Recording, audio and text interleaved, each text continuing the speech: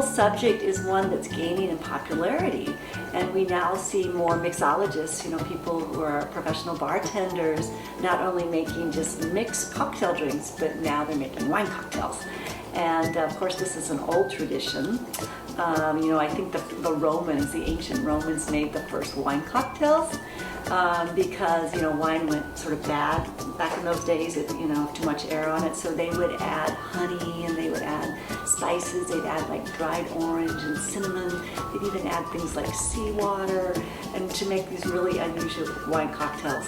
And then they were also really popular during Shakespeare's time in England, and that's when the whole topic of mulled wine, or the hot wine cocktails, where you took the red wine and mixed it with a little brandy and a little bit of, again, cinnamon and cloves, and make a nice warm hot wine cocktail drink to have at night.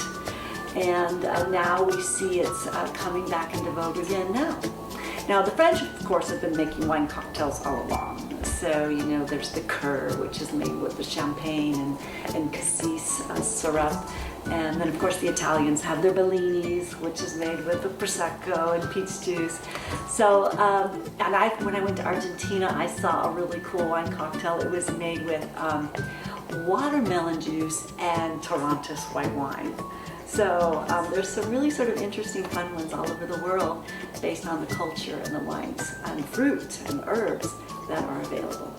It's basically just half rosé, any rosé you want. This is actually my rosé from my little Pinot Noir vineyard. And so you take half rosé and half lemonade. And I like to use this Minute Maid because it's only 5 calories, so the drink is really refreshing, but it also doesn't take too many calories for you, so that's a good thing. And so all you do is you basically pour about a half a glass of the rosé, and I'll make one for each of you. Isn't this rosé beautiful? It's made in the French Provence salmon color. And then we do half, so just 50-50, half a lemonade. And then of course we're going to put lots of ice in it. And isn't it a pretty color now? Beautiful. I'm just going to stir it real quickly here. And then I'm going to put some ice cubes in. Excuse my hands.